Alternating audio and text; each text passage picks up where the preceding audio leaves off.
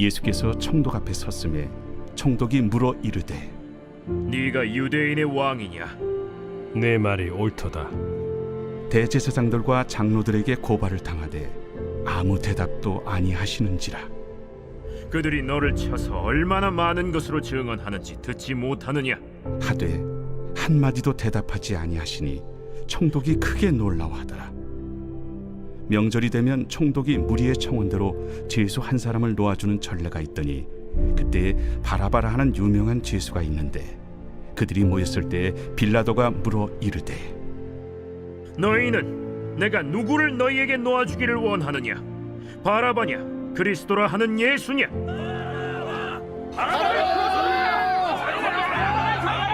이는 그가 그들의 실기로 예수를 넘겨주는 줄 알미더라. 총독이 재판석에 앉았을 때 그의 아내가 사람을 보내어 저 옳은 사람에게 아무 상관도 하지 마옵소서. 오늘 꿈에 내가 그 사람으로 인하여 애를 많이 태웠나이다. 대제사장들과 장로들이 무리를 권하여 바라바를 달라 하게 하고 예수를 죽이자 하게 하였더니 둘 중에 누구를 너희에게 놓아주기를 원하느냐? 바라바로소이다. 그러면 그리스도라 하는 예수를 내가 어떻게 하랴? 십자가에 못 박혀야 하겠나이다. 어찌미냐? 무슨 악한 일을 하였느냐? 그들이 더욱 소리질러 이르되 그를 십자가에 못 박혀야 하겠나이다. 빌라도가 아무 성과도 없이 도리어 밀란이 나려는 것을 보고 물을 가져다가 무리 앞에서 손을 씻으며 이 사람의 피에 대하여 나는 무죄하니 너희가 당하라. 백성이 다 대답하여 이르되 우리 자손들에게 돌리라. 그 피를 우리와 우리 자손들에게 돌리시다.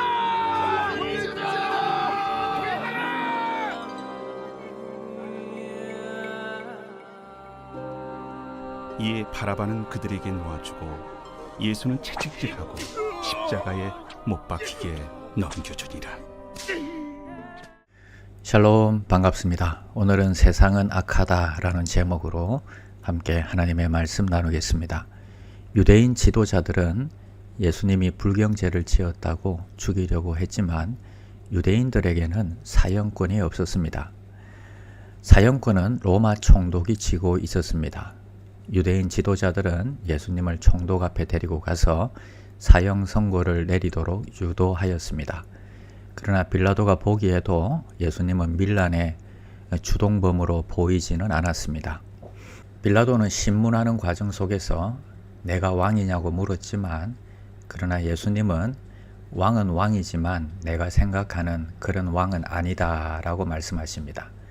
빌라도는 예수님이 유대인 지도자들의 시기에 의해서 무고하게 당하고 있음을 눈치채었던 것입니다. 그리고 빌라도의 아내가 흉한 꿈을 꾼 모양입니다. 그래서 예수님과는 상관을 하지 말라고 부탁을 했기 때문입니다. 그래서 강도인 바라바를 놓아줄까, 유대인의 왕이라는 예수를 놓아줄까 선택을 주면 군중들이 분명히 예수님을 선택할 것이라고 판단을 했던 것으로 보입니다. 그러나 군중들은 바라바를 놓아달라고 소리를 쳤습니다. 여기서 우리가 배우는 교훈은 첫 번째, 세상은 악하다 하는 것입니다. 오늘의 본문을 읽으면서 느끼는 것은 세상은 악하다 하는 것입니다.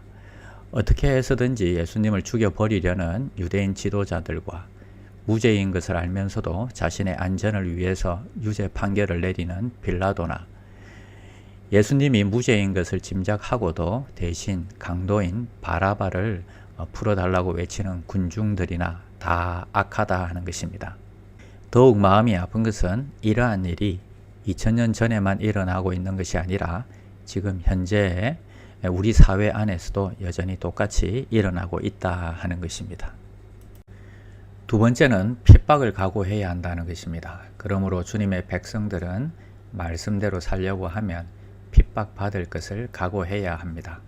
예수님도 이러한 경고를 하셨습니다. 예수님을 핍박한 세상이 예수님의 제자들을 그냥 둘 리가 없기 때문입니다. 그러나 우리는 핍박을 당하면 오히려 기뻐해야 합니다.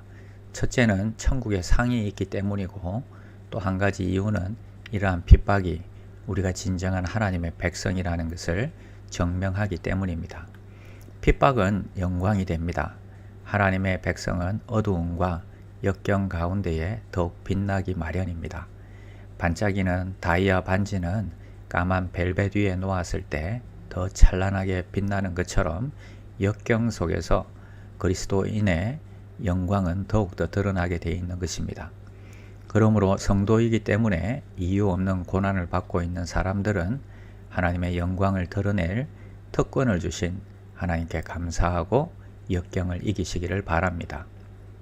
세 번째는 단호해야 합니다. 사실 빌라도는 예수님을 풀어주려고 노력을 했습니다. 그러나 결국에는 자신은 무죄하다며 손을 씻고 예수님의 사형을 허락합니다. 이후 2000년 동안 사도신경을 암송할 때마다 본디오 빌라도에게 고난을 받으사 십자가에 못 박혀 죽으시고 우리는 이렇게 고백을 합니다.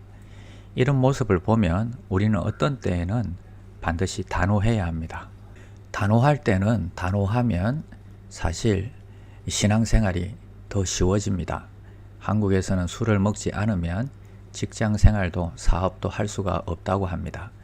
그러나 처음부터 단호하게 술을 마시는 것을 거부합니다. 그렇게 단호하게 대하면 더 이상 권하지 아니하고 생업을 영위하는데 별 지장을 받지 않는 것을 봅니다. 예수 믿고 난 후에 악령의 이 공격을 받는 사람들은 단호하지 않아서 그런 수가 있습니다. 엉거주춤하게 예수를 믿으니까 악령이 가능성을 보고서 믿음을 무너뜨리려고 애를 쓰는 것입니다. 믿음에 관하여 단호한 자세를 취하고 아무리 공격을 해도 편을 바꿀 가능성이 없다고 생각하면 사단도 집적되지를 않습니다. 중요한 순간에 죄에 대해서 단호함을 보여주시고 참된 자유를 누리는 저와 여러분들이 되기를 바랍니다. 기도하겠습니다.